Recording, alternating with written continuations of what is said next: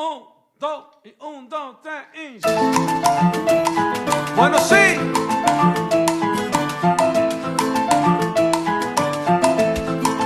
Camina. I'm Dashi from YMG Travels. And I'm Stacy from Cruise with Stacy. And together we are two Boricuas. And a bottle. Cheers. Hello, guys. How you guys doing today? Today we have a special treat for you all. Stacy? We have one of our favorite suppliers, Luca from Rome Private Excursions, who's here to tell you guys a little bit about Italy and reasons why Italy should definitely be on your bucket list this year. Perfect. So we're not waiting. We're not leaving Luca waiting because he will kill us. So let's go ahead and welcome Lucas to our channel.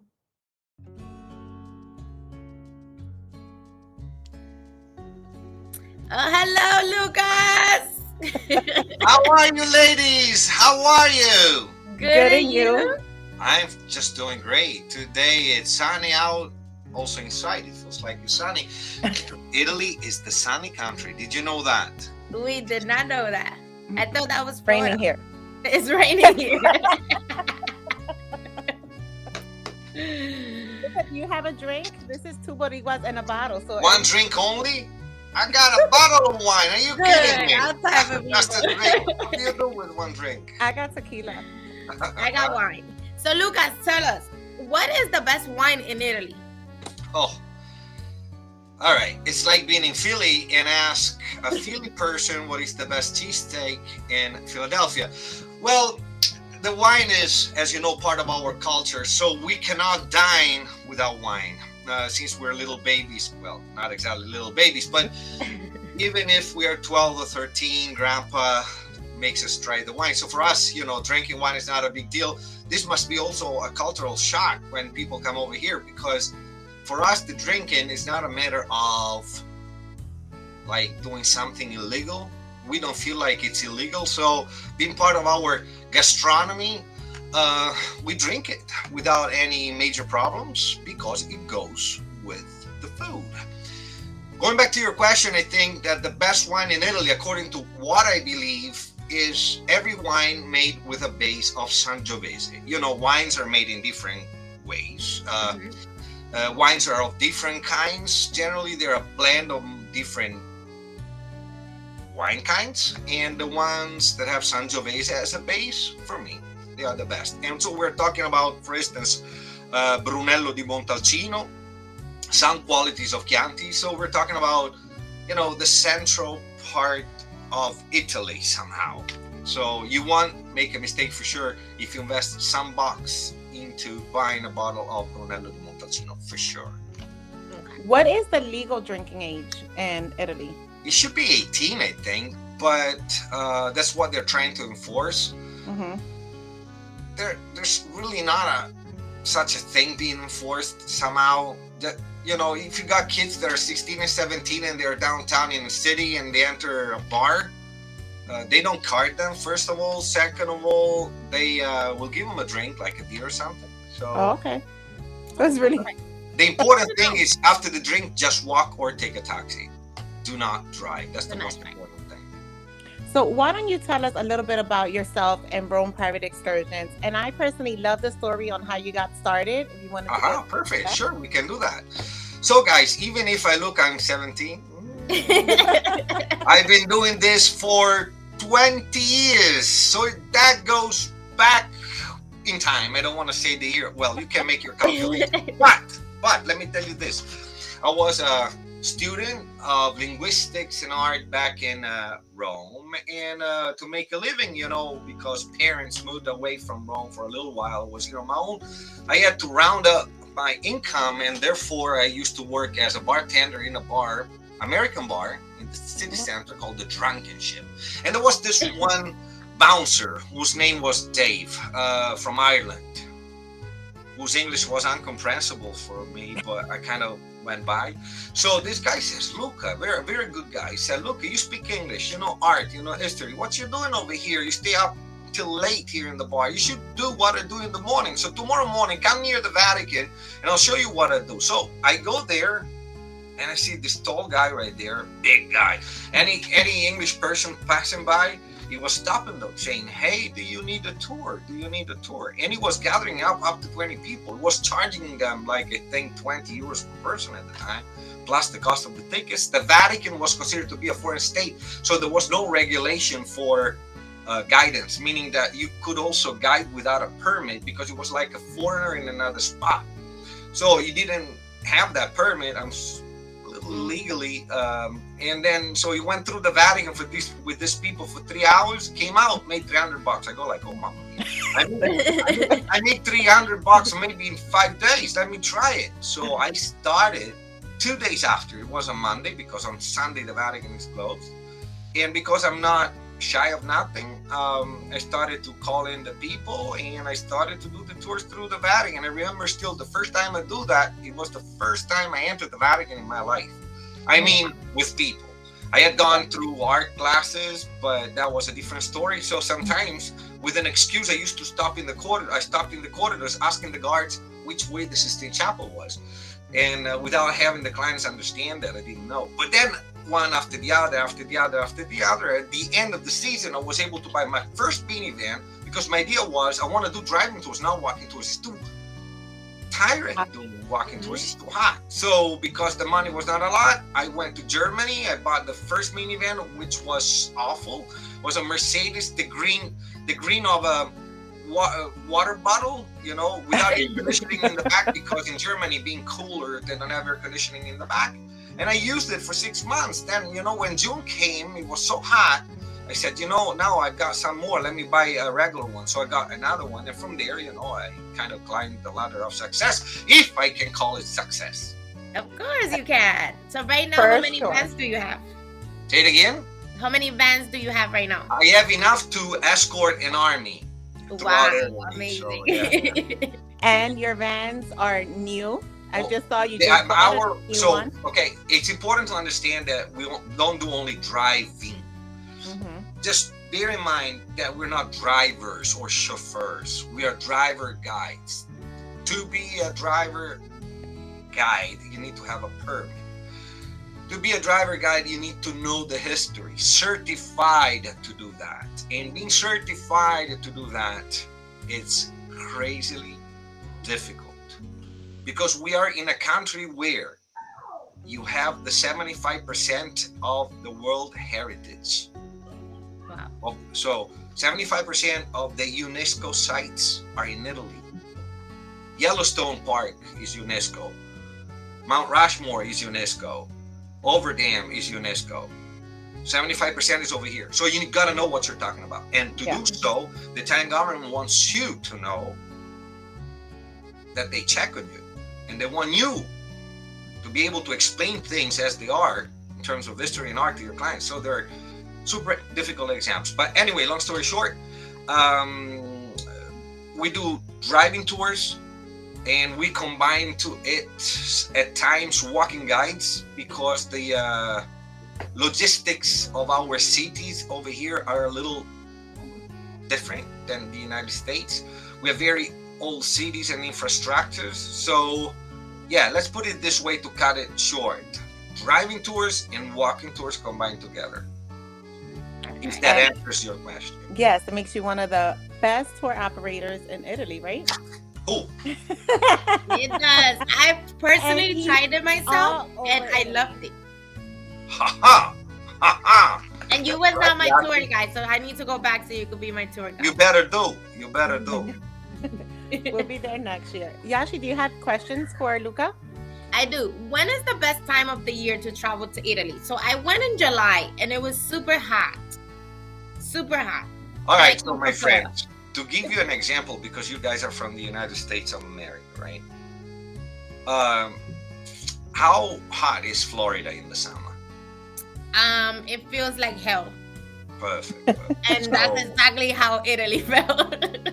You answered my question. The only difference is that Italy has a very long spring and a very long fall. Okay. That means that there might be days in February where you go up to mid-70s or low 70s or high 60s. Wow. There might be days early November that they are in the 60s. You might have 70s at the end of November.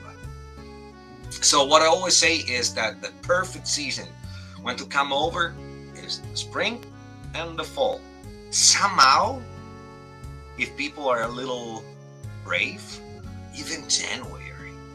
Because sometimes in January it's never too cold. It never gets as cold as Philadelphia. Freezing. Or New York, or upstate New York, or the Midwest.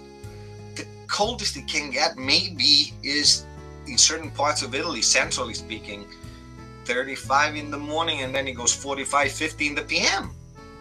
And the sites are empty. So people, of course, still come in June, July, and August because the kids are off school and blah, blah, blah. But end of September, October, November, March, April, early May, those are the best time, the best months.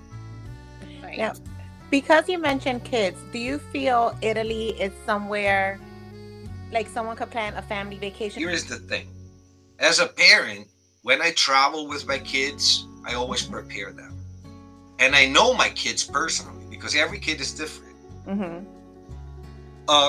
Rome is not Disney World. Florence is not the Universal Studios, right? Mm-hmm. But if you give your kids a little background preparation before coming over, it's an experience that they'll never forget. Okay. But they have to have a sense of what they're going to do. You always want to mix a gelato stop with a little bit of history. It's like we say in Italy with a donkey. You put the carrot in front of his face and he runs to get the carrot. But in the end, maybe he'll get the carrot if he runs well. Same thing with the kiddos, right? But the important thing is to prepare them to becoming in a place that doesn't have Mickey Mouse, but maybe test the gladiators. And the way we explain to kids things are not brutal as they really were. We try to entertain them. For sure, it's not an amusement park. Yeah. I like that. I really like the way you phrase So that. you put, yeah, exactly. And do you guys stop to get the kids the gelatos? Oh. If I'm not on a diet, I stop 3 times. Okay. Great. Is there a best approach to visiting cities, and what is the best way to travel between them? All right, the approach to visit the cities is of 2 different kinds. Are you first timers? You're coming over? Come via cruise ship.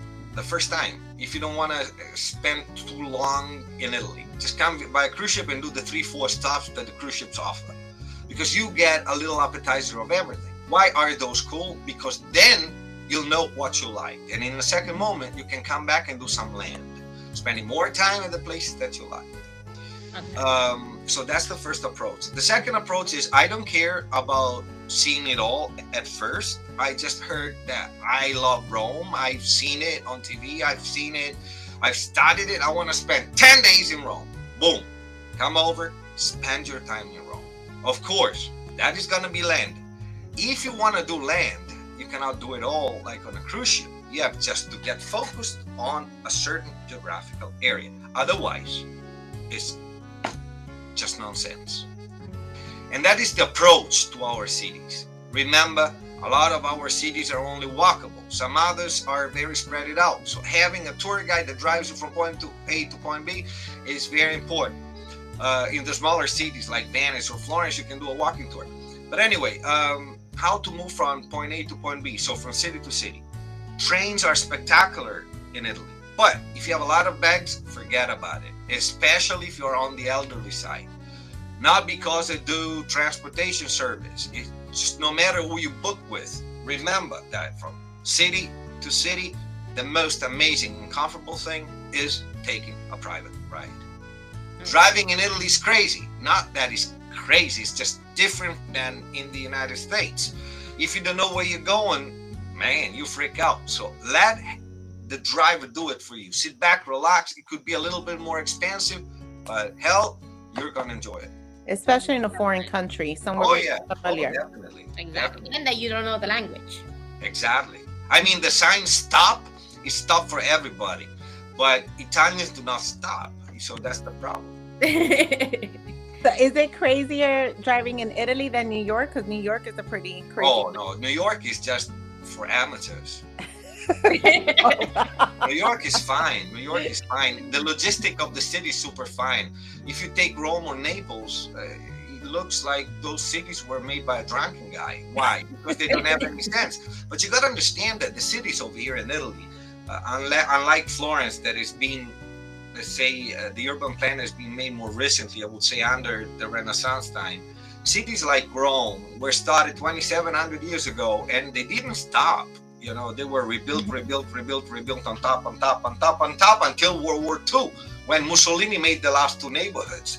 So they added, and roads are now wide because to the right of the road and left of the road you have ruins. How do you? But still, we have 8 million cars through it. So, yeah, it's far more difficult driving in Italy than in the US. I mean, I would compare driving in Rome or Naples like driving in India somehow. The only difference, we don't have the holy cows on the street. We don't. Because in India, you can happen to see them. Yeah. Now, let's see. A common mistake people make who don't book with a travel agent. Guys, despite Italy is Occidental, considered to be Occidental, like the United States are considered to be in the Occident of the world, there are a lot of clash of cultures in between among us in Italy and yous in the United States. It's normal. You know, you guys have other trends, other habits. We do have other trends or other habits. Do not think that y'all know Italy because you've been once. So the fact that you were mentioning a travel advisor is fundamental. The travel advisors are the mediators that know you well, that can embrace your needs, that have been talking to you about what you want to do, and they will be eventually cooperating with a person like me on site to make your vacation memorable. To make a great pizza, you need a great oven, right? So you can also make pizza yourself and cook it on a frying pan. Yeah, the pizza comes out, well, you eat it, not me. So why you don't want to eat the pizza cooked in the great oven? Well, in this case, the great oven is the travel agent. Because the travel agent knows how to cook the pizza. The travel agent will give you inputs on what to do and what to expect. In Italy, don't expect to have a king-size bed. Do not expect to have the same power in the air conditioning. Do not expect to have cappuccino after 11 because if I see you, I tell you. So the travel agent basically will prepare you for that and will prepare you for how crazy your tour guides in Italy are. Correct. So, One thing I did learn from you when we were in Tampa about ordering pizza. oh, shoot. Even that's another thing that is very important. I don't understand because, you know, sometimes when I come to the United States, guys, I order something and they bomb me with a lot of food, big portions. And then you guys come over, you get a pizza which is like a frisbee, like round like this, and you share it among four. What is in the world? Pizzas, you don't share it among yourself because otherwise the poor owner of the restaurant who's holding a table for you is going to be paid $12 for 4 people. Also understand this, in Italy it's not sit, eat and go. In Italy you sit, eat, talk, chat, drink, stay and go. So the idea of the owner of the restaurant is, okay, I'm going to use that table once, but please don't share a pizza among the 4 of you. You know, so that's the difference. Here, the slower you go, the more the owner of the restaurant thinks you're enjoying the meal. When you ask for the bill over here, it takes forever. And it's not a lack of professionality. The fact that the owner doesn't come and gives you the receipt, the bill while you're still swallowing food like it happens to me in the States. Here, the longer, the better. The better. Yes. I like that. Yeah. They're very family oriented too. Oh, yeah. They want to make you feel Yeah, that. definitely. Definitely. But I just don't like the fact that we can't sit down and enjoy my cup of coffee. I need to sit and enjoy the coffee. Well, in Fort Lauderdale, we sat, the three of us sat for an hour and 30 minutes, and we didn't have a We never got a coffee. thing. Yeah. Oh, That is true. that's crazy. Oh, That's so Stacey's beautiful. fault. That's a story for another day. Definitely is a story for another day. Okay, what is one thing that you recommend first time to people that goes to Italy to really do? It's a must. Like a must, the Mhm. must visiting sites, or the must Anything. important, like important experience or something. Anything that comes to mind that you will recommend a person that is in Italy for the first time. Go see the David by Michelangelo, eat pizza, drink wine, eat spaghetti carbonara, and make love with a view over the coast. Perfect. Now you guys know what to do, or most things to do when you're in Italy. And what is something that you do not recommend? Like, do not do in Italy. Do not drive. Okay. That's an Do not, important do one. not smoke marijuana, because they'll put you down in jail. And do not visit monuments without getting, through your travel advisor, skip the line tickets. Agree.